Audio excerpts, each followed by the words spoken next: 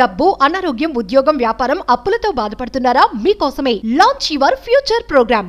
Suman TV presents అందమైన జీవితం కార్యక్రమానికి స్వాగతం. నమస్తే కళ్యాణ్ గారు. నమస్తే జయ గారు. కళ్యాణ్ గారు, అభిరామ్ ఒక ఆయన మనకి మెయిల్ చేశారండి. వైఫ్ అండ్ హస్బెండ్ మధ్య ఒక ఇష్యూ, ఫార్వర్డ్ గా ఆలోచించే ఒక కపుల్ అన్నమాట. సో ఒకసారి నేను ఆయనతో మాట్లాడతానండి, ఫోన్ చేస్తాను, మాట్లాడేద్దాము. ఏంటి అంత ఫార్వర్డ్? చాలా ఫార్వర్డ్ గా ఉన్నారు కళ్యాణ్ గారు. నేనే షాక్ అయ్యాను. ఓ ఇలా కూడా ఉన్నారా, ఇలా కూడా ఆలోచిస్తున్నారా అనుకున్నాను. యాక్చువల్లీ ఫార్వర్డ్ వల్ల జీవితం బ్యాక్వర్డ్ అవుతూనే ప్రాబ్లం. నమస్తే అండి, అభిరామ్ గారండి. అవునండి, నమస్కారం అండి. ఎవరండి? నేను జయానండి, అందమైన జీవితం ప్రోగ్రామ్ నుంచి కాల్ చేస్తున్నాను. నమస్కారం మేడం. నమస్తే అండి, మీరు మెయిల్ చేశారు. కళ్యాణ్ చక్రవర్తి గారు నాతో పాటు స్టూడియోలో ఉన్నారు. మీ మెయిల్ సారాంశం ఒక్కసారి డాక్టర్ గారితో చెప్పండి. అలాగే మేడం. రైట్. ఎంత ఉంటుందో వయసు? నమస్కారం సార్. నమస్తే అభిరామ్ గారు. నమస్తే సార్. నమస్కారం సార్. ఎక్కడండి, ఏ ఊరు మీది? నెల్లూరు సార్ మాది. నెల్లూరు. మాది కొంచెం అబోవ్ మిడిల్ క్లాస్ సార్. నేను డిగ్రీ దా చదివాను. ఆస్తులు ఉన్నాయి సార్. బిజినెస్ చేస్తుంటాను సార్ నేను. Okay, very good. బాగా సెటిల్ అయ్యారు లైఫ్ లో? కొన్ని సంవత్సరాలు, ఒక 4 years బ్యాక్, అంటే లేట్ మ్యారేజ్ సార్ నాది. కొంచెం ఒక 4 years బ్యాక్ ఒక అమ్మాయిని సెట్ చేశారు సార్. అది ఆ అమ్మాయి బెంగళూరు. ఆ అమ్మాయి పేరు సంధ్య, సాఫ్ట్వేర్ ఇంజనీర్. ఓకే అండి. ఎప్పుడైంది సార్ మీకు ఏ వయసు అప్పుడు పెళ్లి అయింది? సంజయ్ గారికి ఆ టైం అప్పుడు వయసు ఎంత? ఆవిడకి నాకు ఒక 6 years గ్యాప్ ఉంది సార్.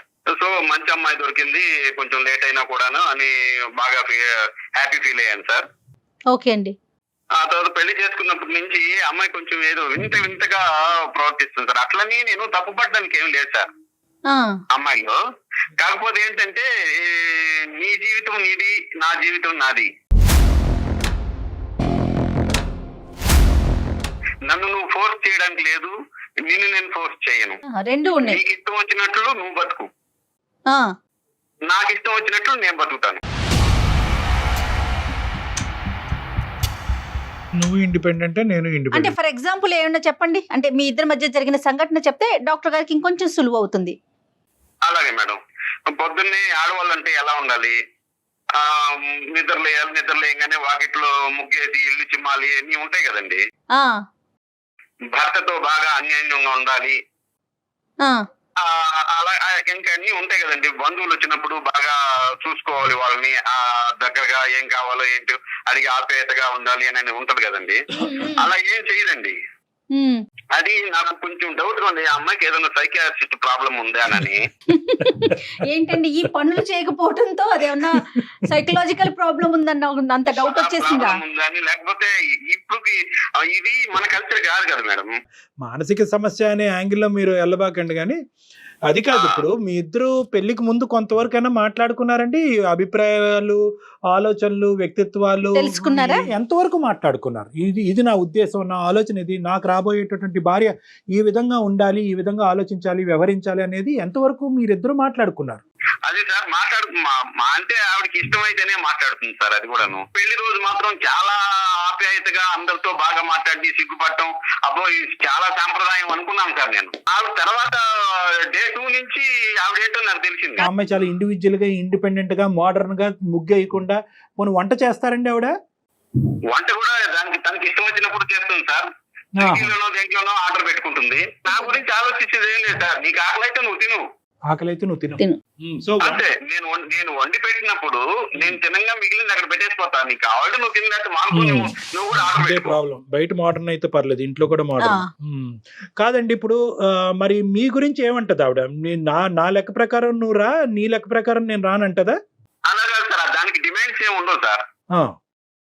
నీ ఇష్ట ప్రకారం నువ్వు ఉండు, నా ఇష్ట ప్రకారం నువ్వు ఉండక్కర్లేదు. రైట్. ఓకే. ఇంకా మర్యాదలు ఇవన్నీనండి మీ కుటుంబ సభ్యులుగా ఆవిడ ఇచ్చేటటువంటి మర్యాదలు? సార్ మొన్న మా అమ్మ, నాన్న, మా తమ్ముడు వీళ్ళు వచ్చారు. వాళ్ళని ఇంటికి వస్తే ఏ ఆడవాళ్ళైనా కూడా పలకరించే, కాస్త అత్తయ్య మామ ఎలా ఉన్నారని పలకరించాలి కదా సార్. ఏం పలకరించారు సార్, హాయ్ అంటది అంతే. వాళ్ళు ఏమనుకుంటారు సార్, పల్లెటూరు నుంచి వచ్చిన వాళ్ళు.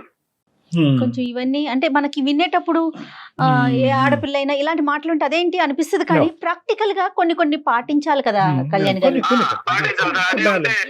ఒరే అంటారు సార్ నన్ను. ఒరే అంటదా? ఏరా ఏరా అని పిలుస్తుంది. ఒకవేళ నీకు అంత అభిమానంగా ఉంటే నువ్వు అంత అల్ట్రా మోడల్ ఉండాలంటే మన ఇద్దరు ఉన్నప్పుడు అనుకో ఒరే అని, నాకేం ప్రాబ్లం లేదు.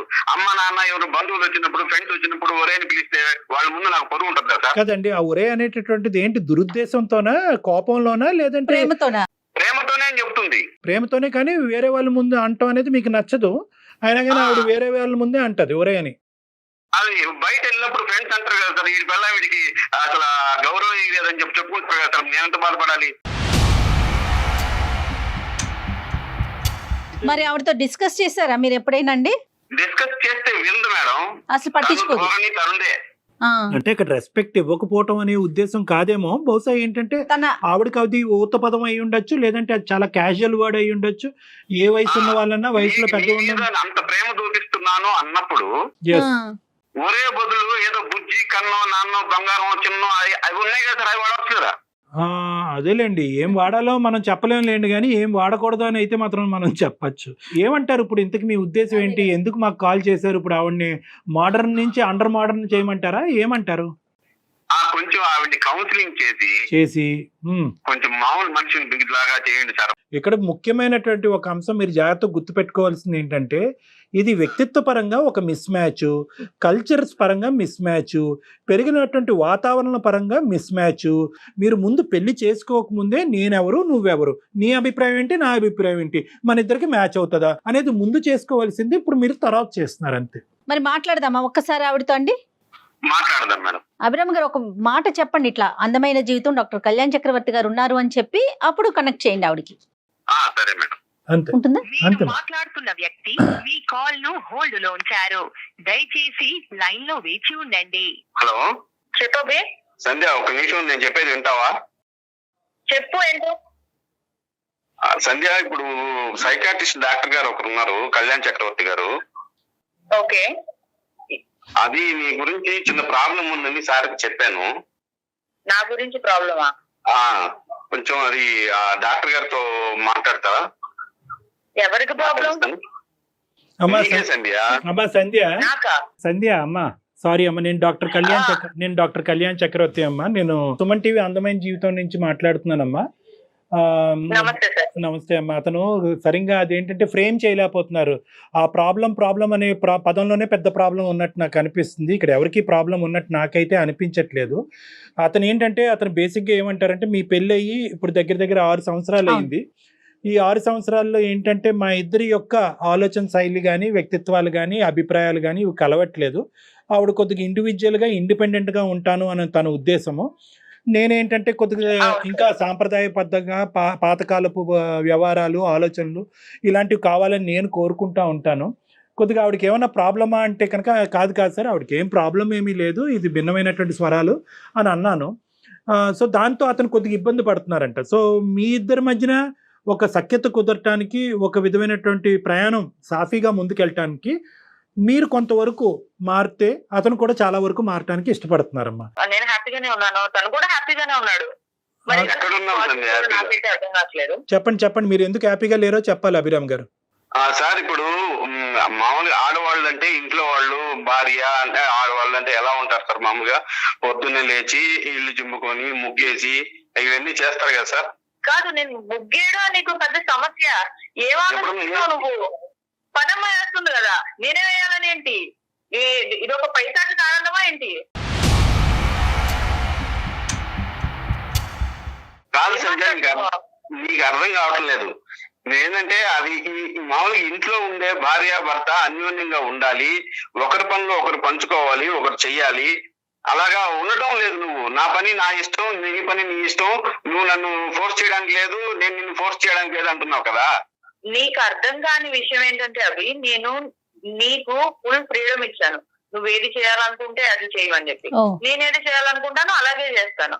ఓకే, ఇక్కడ నేను వేరే వైఫ్ లాగా, ఇప్పుడు బయట ఉన్న వైఫ్ లాగా నువ్వు నాతో ఉండాలి, నువ్వు 24 hours నేను చెప్పిందే చెయ్యాలి, నువ్వు నా కోసం రావాలి, నువ్వు ఆఫీస్ నుంచి ఎన్నింటికి వస్తున్నావు, నువ్వేం తిన్నావు, నేను చెప్పిందే నువ్వు తినాలి, నువ్వు నన్ను బయటికి తీసుకెళ్ళాలి, నాకు చీరలు కుట్టించాలి, జాకెట్లు కుట్టించాలని ఏ రోజు నేను నిన్ను అడగలేదు. నీ సర్కిల్లో నేను ఉంచాను, నా సర్కిల్లో నేను ఉంటాను అంటున్నాను. నీకు ఇక్కడ ప్రాబ్లం ఎక్కడ ఉంది? హ్యాపీగా ఉంటున్నావు, నువ్వు ఏం చేసుకుంటున్నావు, నేను ఏం చేసుకుంటున్నాను. ఇంకా నీకు ప్రాబ్లం ఏంటి? అది కాదు సంధ్య, ప్రాబ్లం ఏంటంటే ఇప్పుడు మనకి 6 years దాకా కావస్తుంది, పిల్లలు లేరు. ఏ రోజైనా నాతో సఖ్యతగా ఉన్నావా నువ్వు? పిల్లలు లేరు అంటే పుట్టినప్పుడు కొడతారు. ఇప్పుడు ఎప్పుడు? అర్జెన్సీ ఏముంది? అర్జెన్సీ అంటే ఏంటి సంధ్య? ఇప్పుడు నువ్వు అసలు భర్తతో ఎలా ఉండాలో ఒక భార్య అలా ఉంటున్నావా? నువ్వు ఒక యంత్రం లాగా ఉంటున్నావు. యంత్రం లాగా నా కంఫర్ట్ జోన్ లో నేను ఉంటున్నా, నీ కంఫర్ట్ జోన్ లో నిన్ను ఉంచుతున్నా. అది నువ్వు కంఫర్ట్ అని నువ్వు అనుకుంటున్నావు సంధ్య. ఇప్పుడు మన ఇద్దరు ఉన్నప్పుడు నీ మీద ప్రేమ మీద నీకు ప్రేమ ఉంది, నీ మీద ప్రేమ ఉంది, ఒరే అని పిలుచుకోవచ్చు. మన ఇద్దరు ఉన్నప్పుడు బంధువులు వచ్చినప్పుడు కూడా నువ్వు ఒరే అంటే ఎలాగ నన్ను వాళ్ళు ఏం ఫీల్ అవుతారు? వీడి భార్య వీడికి అసలు ఇదే ఇవ్వడం లేదు, గౌరవం ఇవ్వడం లేదు అని అంటారు కదా.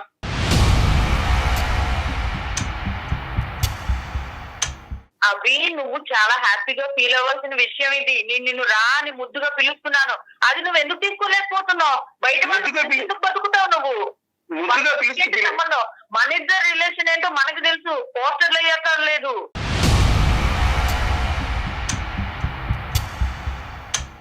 ముద్దుగా పిలవాలంటే బంగారం, చిన్ని, బుజ్జి ఇవి ఉన్నాయి కదా. వాళ్ళ ముందు నువ్వు ఇండివిజువల్ గా ఉన్నప్పుడు నన్ను పిలుచుకో, నేను కాదనలేదు.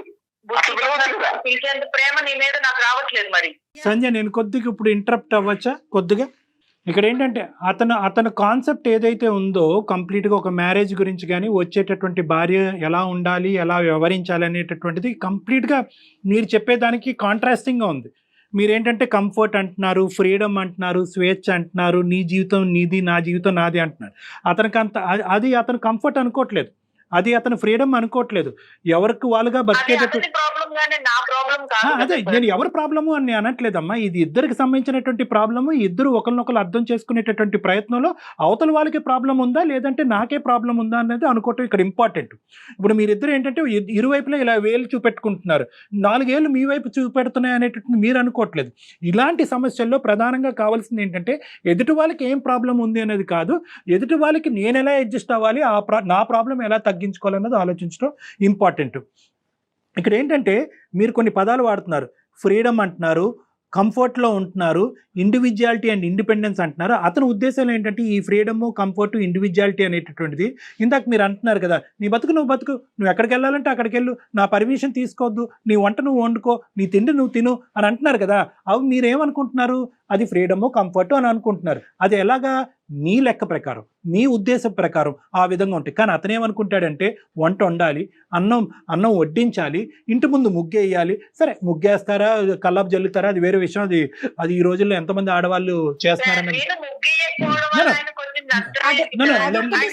అది ఒకటి కాదమ్మా. నష్టం ఏంటి సార్? ఇక్కడ పెద్ద పెద్ద నష్టాలేం జరగట్లేదు కదా. ఎవరికి ఎలా కావాలంటే అలా ఉందామని చెప్తున్నాను. నాకు ఇవాళ చికెన్ తినాలనిపించింది, నేను వంట చేస్తే నేను చికెన్ వండుకుంటాను, తనకి వెజిటేరియన్ తినాలనిపిస్తుందేమో. కాదు అన్నాను అలా కదమ్మా. ఎందుకు ఫోర్స్ చేసుకోవాలి sir? No it's not force అమ్మా, ఇట్స్ అన్ ఓవర్లాప్. మళ్ళీ నేను అదే పదం పదే వాడుతున్నాను. అంటే ఏంటంటే మీరు అనుకునేటటువంటి డెఫినేషన్ ప్రకారం అక్కడ ఫ్రీడము, కంఫర్ట్ అతనికి వద్దంటున్నాడు. అతనికి కావాల్సింది ఏంటంటే కనుక కలిసి ప్రయాణం చేద్దాం, మనం భార్యాభర్తలుగా ముందుకు ప్రయాణిస్తూ పిల్లలకు అందాం అనేటటువంటి ఒక ఫ్యామిలీ పరమైనటువంటి ఆలోచన శైలి అతనికి ఉంది. ఇప్పుడు తనకి ఏదో ఆర్డర్ చేసుకోవాలని ఉంది, సంధ్య చికెన్ ఆర్డర్ చేసుకుంటుంది, ఆయనేమో మటన్ ఆర్డర్ చేసుకుంటాడు ఫర్ ఎగ్జాంపుల్. ఎవరి రూముల్లో వాళ్ళు కూర్చొని తినేకాడికి పెళ్ళి ఎందుకండి? ఒక గూడు కింద కలిసి ఉండటం ఎందుకు? అదే ఫ్రీడమ్ అంటే సంధ్య మీ ఉద్దేశంలో? ఫ్రీడమ్ అంటే ఒకరి నుంచి ఒకరు ఫోర్స్ చేసుకోకుండా హ్యాపీగా ఉంటున్నాం కదండి. సంతోషం, ఫోర్స్ చేసుకోకపోవటం సంతోషం, కానీ దానికంటే ఒక లిమిటేషన్స్ ఉంటాయి కదా. కానీ ఇక్కడ ఫోర్స్ అనే పదం అసలు కాదమ్మా. ఇక్కడ ఏంటంటే చాలా హ్యాపీగానే ఉన్నాము. Happiness is directly proportional to ఇరువైపులా. అతను కూడా హ్యాపీగా ఉన్నాననే పదం అతను వాడట్లే కదా. నేను హ్యాపీగా లేననే కదా మాకు ఫోన్ చేశాడు. మీరిద్దరు హ్యాపీగా ఉంటే అతను మాకెందుకు ఫోన్ చేస్తాడు?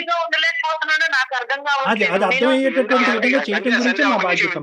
సంజయ్ ఒక నిమిషం వింటావా? డాక్టర్ గారు ఒక నిమిషం వినండి సార్. చెప్పండి. కొన్ని కోరికలు ఉంటాయి సార్. ఇప్పుడు పెళ్ళాన్ని తీసుకొని షాపింగ్ కి వెళ్ళాలి, అలా సినిమాకి వెళ్ళాలి, ఏదన్నా కలిసి హోటల్లో భోంచేయాలి అని ఉంటుంది సార్. లేకపోతే ఫ్రెండ్ వాళ్ళ ఫంక్షన్ కి వెళ్ళాలి అని ఉంటుంది సార్.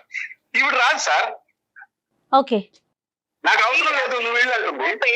పెళ్లికి వెళ్తావో ఫంక్షన్ కి వెళ్తావో అది నీ ఇష్టం. నాతో ఎందుకు ప్రతిదీ లింక్ చేసుకుంటావు? సంజయ్ గారు మీరు ఇలా ఉండాలి అని అనుకుంటే కనుక మేము ఎవరు ఇది మీతో అభిప్రాయంతో మేము విభేదించాము, అది కరెక్ట్ కాదని అన్నాం. కానీ ఏంటంటే మీ ఇండివిజువాలిటీ, మీ ఇండిపెండెన్స్ ఎంత ఇంపార్టెంట్. ఒక పెళ్లి అయిన తర్వాత మీరిద్దరు కొన్ని అంశాల్లో కలిసి ప్రయాణం చేయటం అనేది, ఒక్క నిమిషం సంజయ్ గారు, ఒక్క నిమిషం, మీరిద్దరు కలిసి ప్రయాణం చేయటం అనేటటువంటిది కూడా పెళ్లి యొక్క నిర్వచనం. అది మీరు సామాజికంగా ఉండండి, మానసికంగా ఉండండి, శారీరపరంగా ఉండండి, మీ మొత్తం ఇండివిజువాలిటీ, ఇండిపెండెన్స్ అనేటటువంటి దాంట్లోంచి మీరు పూర్తి స్థాయి ఆనందం పొందుతూ దీనికి కూడా టైం కేటాయించండి అని అతను కోరుకుంటున్నాడు. మీరు బయటకు వెళ్ళొద్దు అనట్లేదు, ఉద్యోగం చేయట్లేదు అనట్లేదు, మీరు బయటకు వెళ్ళి మీరు ఇష్టంగా టైం లేక నేను ఆ ఫంక్షన్ కి వెళ్ళడం జరగలేదు. నేను ఆఫీస్ నుంచి వచ్చేసరికి నేను టైర్డ్ అయిపోయి ఉన్నాను. ప్లస్ నేను ఆ ఫంక్షన్ కి వెళ్తే నాకు అక్కడ ఎవరూ తెలియదు. నా ఆలోచనకి దాన్ని రెస్పెక్ట్ ఇవ్వాలి కదా. అమ్మా, అక్కడ ఒక ఫంక్షన్ కి వెళ్ళాలి అంటే 100 మంది తెలియక్కర్లేదు. నీ పక్కన ఉండేటటువంటి నీ భర్త నీకు తెలుసు కాబట్టి చాలు.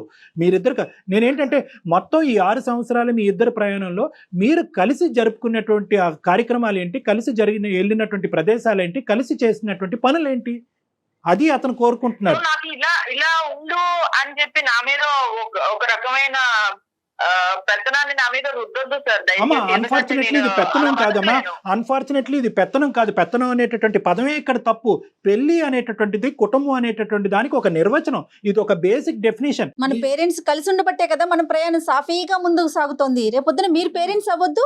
నీకెవ్వరు రిస్ట్రిక్షన్స్ చేయట్లేదు సంజయ్ గారు, మీకు రిస్ట్రిక్షన్స్ చేసేటటువంటి ఉద్దేశం అతనికి కూడా లేదు. కానీ ఎక్కడో చోట మన ఇద్దరి మధ్యన ఒక ఓవర్ ల్యాప్ అనేది ఉండాలి. నా ఉద్దేశం నీ ఉద్దేశం అవ్వాలి, నా ఆలోచన నీ ఆలోచన అవ్వాలి, నా పని నీ పని అవ్వాలి.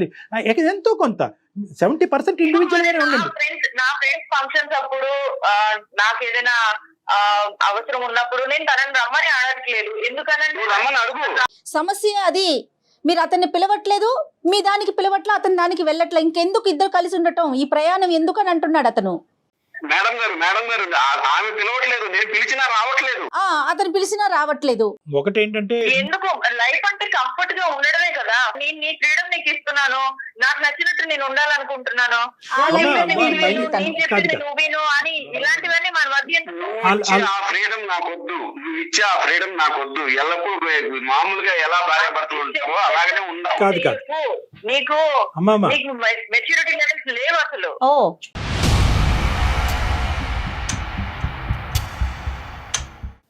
నాకెందుకు లేవు సంజయ్, నువ్వు ఏంటి ఎలా మాట్లాడుతున్నావు? గురించి నీకెందుకు?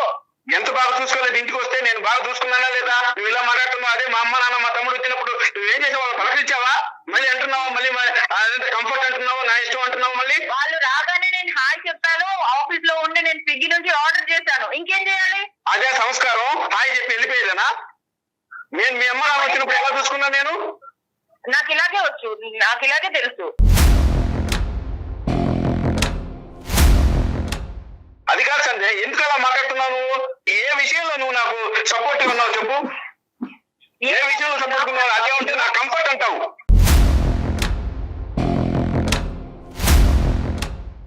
అయితే నీ కంఫర్ట్ సినిమాలో కావాలంటే సినిమాలో జరగదు. ఇది లైఫ్.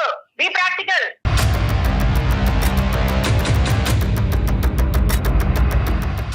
లైఫ్ లో కూడా కొన్ని ఉంటాయి, వెసులుబాట్లు ఉంటాయి. అవేం చేయవు. ఏం చేసినా నీకు అనుకూలంగా మాట్లాడుకుంటావు, నువ్వు కంఫర్ట్ అంటావు దాన్ని. నువ్వు ఎందుకు తీసుకోలేకపోతున్నావు నాకు తెలియట్లేదు. ఏం తీసుకోవాల్సిన? ఇప్పుడు 6 సంవత్సరాలు మనకి పెళ్లి 6 సంవత్సరాలు అయింది. ఏనాడైనా నువ్వు సంసార జీవితంలో సుఖంగా ఉన్నావా? నాతో అవ్వలేకపోతున్నావు. మనం హ్యాపీగానే ఉన్నాం. ఏనాడైనా నువ్వు సంసార జీవితంలో నాతో సుఖంగా ఉన్నావా? 6 సంవత్సరాల నుంచి. మనకి పిల్లలు పుట్టాలంటే ఎక్కడ పుట్టారు? ఎందుకు హ్యాపీగా లేవు? ఎక్కడున్నావు? నేను ఉంటున్నాను కదా. ఎక్కడున్నావు? నీకు ఇష్టం వచ్చినప్పుడు ఉంటావు నువ్వు. అటు నా ఇష్టంతో అక్కర్లేదా నీకు? మరి నీకు ఇష్టం వచ్చినప్పుడు నాకు ఎలా వస్తుంది? నీకు కావాలి అంటే కుదరదు. ఇక్కడ నాకు వచ్చినప్పుడే నువ్వు ఉండాలి. మరి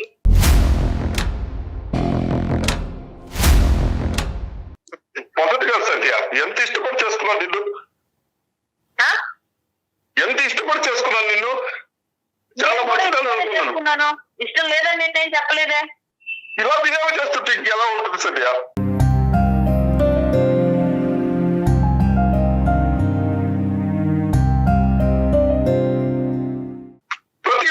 ప్రతిదానికి వ్యతిరేకించడం చేసిన తప్పేంటి అవి? ఎందుకు నన్ను పాయింట్ అవుట్ చేస్తున్నావు ప్రతిసారి? నేనేదో పెద్ద నీ మీద భూభారం మొత్తం మోపించేస్తున్నట్టు మాట్లాడతావు ఎందుకు?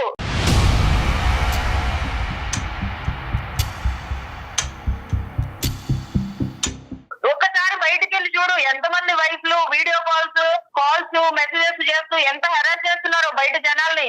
నీకు అవేమి పెట్టలేదు, నేను ఏ రిస్ట్రిక్షన్స్ పెట్టలేదు నీకు. నువ్వు హ్యాపీగా వదిలేశాను, నువ్వేం కావాలంటే చేసుకోమని. హ్యాపీగా ఉన్నావు, కావట్లేదు, నువ్వు రియలైజ్ అవ్వలేకపోతున్నావు ఆ పాయింట్. ఉన్నట్టు నటించాల్సి వస్తుంది సమాజానికి ముందు. హ్యాపీగా లేదు నేను. ఎందుకు నటిస్తున్నావు? నీకే క్లారిటీ లేదు. నాకు క్లారిటీ లేదా, నీకు క్లారిటీ లేదా? మళ్ళీ అదే మాట మాట్లాడతావు. నీకే క్లారిటీ లేదు, నాకు కాదు.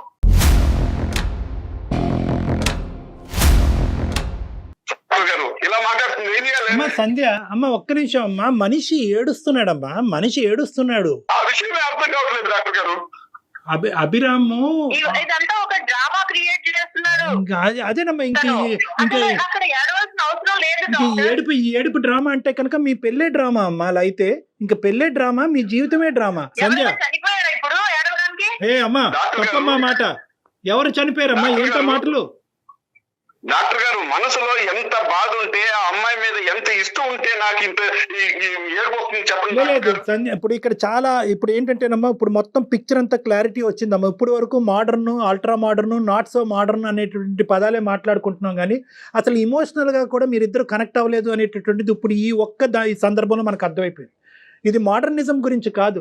మీరు ఎలా బతకాలి అనుకుంటే అలా బతకచ్చు, ఉద్యోగాలు చేసుకోవచ్చు, పబ్బులకి వెళ్ళొచ్చు, తిరగచ్చు, మీ ఇష్టానుసారం మీరు ఉండొచ్చు. కానీ అతను ఏంటంటే 6 సంవత్సరాల ప్రయాణంలో నీ భర్త ఎందుకు ఏడుస్తున్నాడు, ఈరోజు ఎందుకు ఏడుస్తున్నాడు, ఆ ఏడు వెనకతల డ్రామా ఉంది అనేటటువంటి నువ్వు పదం వాడటం అన్నది నిజంగా హాస్యాస్పదం అమ్మ. అసలు మీ పెళ్ళికే మీనింగ్ లేదు నువ్వు ఆ మాట అంటే కనుక.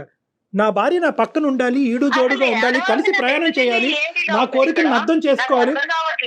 నీకు అర్థం కావట్లేదు కాబట్టి 2 నిమిషాలు నా మాట వింటే కనుక నీకు అర్థం అవుతుంది. అభిరామ్ గారు, ఒక్క నిమిషం సంజయ్ గారు. అభిరామ్ గారు, మీరు వ్యక్తపరిచేటటువంటి మాటలు, మీ ఆలోచన, మీ హావభావాలు ఆవిడకి రీచ్ అవ్వట్లేదు కాబట్టి ఒక 2 నిమిషాలు మీరు వెయిట్ చేయండి. ఏదైతే కనుక మీ సోకాల్డ్ మీ భర్త గారు కంఫర్ట్ అనుకుంటున్నారో, మీ సోకాల్డ్ మీ భర్త గారి ఫ్రీడమ్ అనుకుంటున్నారో, మీ సోకాల్డ్ మీ భర్త గారు హ్యాపీగా ఉన్నారు అని అనుకుంటున్నారో, అది వాస్తవం కాదు అనేటటువంటిది ఒక్కసారి మీరు అర్థం చేసుకోండి. మీరు ఎలా బతకాలనుకుంటే అలా బతకండి, కానీ ఇంట గెలిచి రచ్చగలమన్నారు పెద్దలు. మీ చదువు మీకు ఏ సంస్కారం నేర్పిందో, మీ పెద్దవాళ్ళు మీకు ఎటువంటి మర్యాదపూర్వకంగా ఎలా ఇతరులతో వ్యవహరించాలని చెప్పారో అనేది నాకు తెలియదు, కానీ అట్లీస్ట్ ఇంటికి వచ్చేటటువంటి పెద్దవాళ్ళు ఎవరైనా వస్తే కనుక ఇంటికి రావాలి, మర్యాదగా నమస్కరించాలి, వాళ్ళని కూర్చోపెట్టాలి, వాళ్ళకి మర్యాదలు చేయాలి, వాళ్ళకి తిండి పెట్టాలి, వాళ్ళని సాగరింపించాలి. స్విగ్గీలో ఆర్డర్లు పెట్టి ఫోన్లో హాయ్ చెప్పటం ఏంటమ్మా? మరీ అంత పాశ్చాత్య జీవితంలోకి వెళ్ళిపోయామా మనం? నీ భర్త డ్రామా అంటాం ఏంటమ్మా? నీ భర్త drama?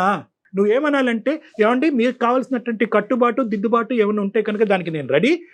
At the same time నాకు కూడా మీ సైడ్ నుంచి ఇటువంటి మార్పు కావాలి అని అనుకుంటే కనుక అది జీవితం, అది ప్రయాణం, అది పెళ్ళి. నేను ఇంతే ఉంటాను, నేను ఇలాగే ఉంటాను, నేను ఇండిపెండెంట్, నేను ఇండివిజువల్, నువ్వు హ్యాపీగానే ఉన్నావు, నువ్వు కంఫర్ట్లోనే ఉన్నావు, నువ్వు ఎందుకు ఏడుస్తున్నావు, నీ ఏడుపు డ్రామా అంటే కనుక ఇంకేముంది ఆ మనిషి? సంధ్య, నాకేం పిచ్చి లేదు, సైకలాజికల్ ఇష్యూస్ నాకేం లేవు, నేను బానే ఉన్నాను, మేమిద్దరం కూడా హ్యాపీగానే ఉన్నాం. అదిగోండి మళ్ళీ అదే మాట అంటున్నారు. మీరు హ్యాపీగా ఉన్నారు, అతను నేను సంతోషంగా లేను మొర్రో అని మొత్తుకుంటున్నాడమ్మా. నువ్వు బ్యాచులర్ లాగా ఆలోచిస్తున్నావు సంధ్య, నువ్వు ఒక బ్యాచులర్ లైఫ్ ఎంజాయ్ చేస్తున్నావు, బ్యాచులర్ లాగా ఆలోచిస్తున్నావు. నీకు పెళ్ళయింది, మీరిద్దరు ఇండివిజువల్ గా ఉండాలి. నీ ఆలోచన నీది, అతని ఆలోచన అతనిది, కానీ ఇద్దరు కలిసి కూడా ప్రయాణం చేయాలి కదా. ఇంకెందుకు పెళ్లి? ఒకే ఇంట్లో ఉంటున్నాం, ఒకలానే కలిసే ఉంటున్నాం కదా. ఆలోచనలు ఎక్కడ కలిసినాయి, మనసులు ఎక్కడ కలిసినాయి, శరీరాలు ఎక్కడ కలిసినాయి, ఇంకేం పిల్లలు పుడతారు? అది సార్ నేను అడిగేది కూడా అదే. నేను ఒక మనిషిని పెళ్లి చేసుకున్నాను, రోబోని పెళ్లి చేసుకున్నాను, నాకు అర్థం కావట్లేదు.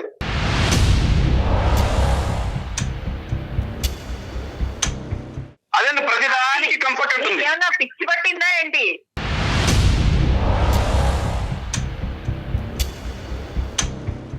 పిచ్చి నాకే పట్టింది, ఎవరికి పిచ్చి పట్టిందో తెలిసిపోతుంది ఇక్కడ. అవును, నీకే పిచ్చి పట్టింది, అందుకే నువ్వు రియలైజ్ అవ్వలేకపోతున్నావు. సంధ్యమ్మ దయచేసి మర్యాద ఇచ్చి పుచ్చుకోండి అమ్మా ప్లీజ్. అతను మీ భర్త, వయసులో పెద్దవాడు. ఒక్క నిమిషం, 2 నిమిషాలు. అతనికి పిచ్చి పట్టిందా, మీకు పిచ్చి పట్టిందా, దయచేసి ఈ పిచ్చి అనే సబ్జెక్ట్ తీసి పక్కన పెట్టండి. అతను కొంతవరకు మీరు ముందుకు వస్తే అతను అర్థం చేసుకోలేకపోతున్నాడు. డాక్టర్ గారు చిన్న విషయం చెప్పండి సార్. చెప్తున్నాను, ఇందాక చెప్పాను 4 మెట్లు దిగుతాను, 4 మెట్లు కాదు 10 మెట్లైనా దిగుతాను. ఆవిడ 2 మెట్లు దిగితే నన్ను అర్థం చేసుకుంటే. అమ్మ సంధ్య, దిగడం మెట్లు ఎక్కడ అమ్మ ఎవరు ఏం దిగక్కర్లేదు నీ మెట్టు మీద నువ్వు ఉంటే నా మెట్టు మీద నేను ఉంటా. పైకి ఎలా వెళ్తావు తల్లి? పెళ్ళెందుకు చేసుకున్నావు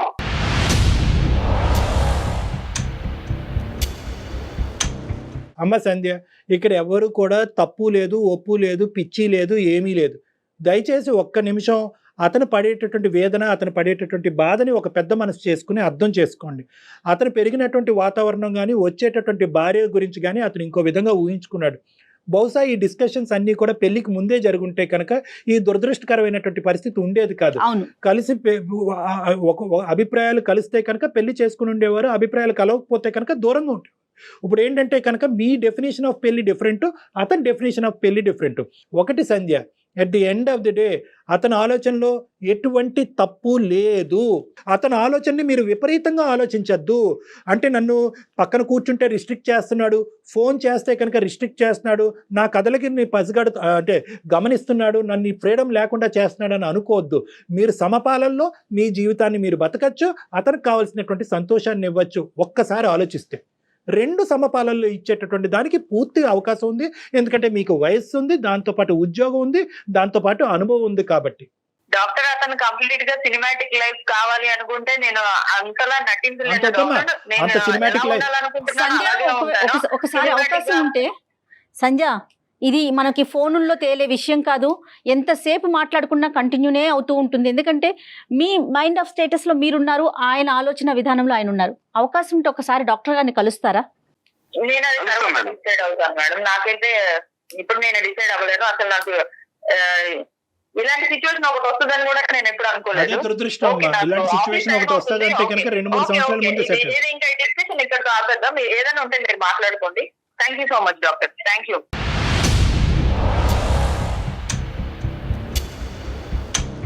ఎంత మర్యాదస్తురాలు అమ్మ నువ్వు. ఇంత గొంతుకు చించుకుని నేను అరిచానా, కౌన్సిలింగ్ చేశానా, ఆవిడే నాకు కౌన్సిలింగ్ చేసిందా నాకు అర్థం కావట్లేదు.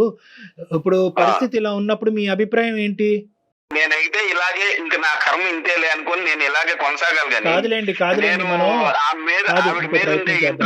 చేద్దామండి. ఎందుకంటే ఆవిడ మీద ఉండే ప్రేమ అభిమానం వల్ల నేనేమి విడాకులు అయితే ఇవ్వలేను సార్.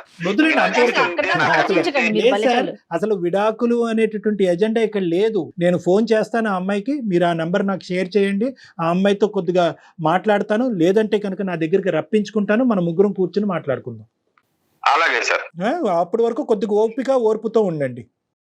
100% సార్. అమ్మాయి నెంబర్ మీకు సెండ్ చేస్తాను సార్. రైట్ అండి. Okay sir. Thank you so much అండి. నమస్తే అభిరామ్ గారు. నమస్తే అభిరామ్. థ్యాంక్ యూ అమ్మా. రైట్ అండి. నమస్తే.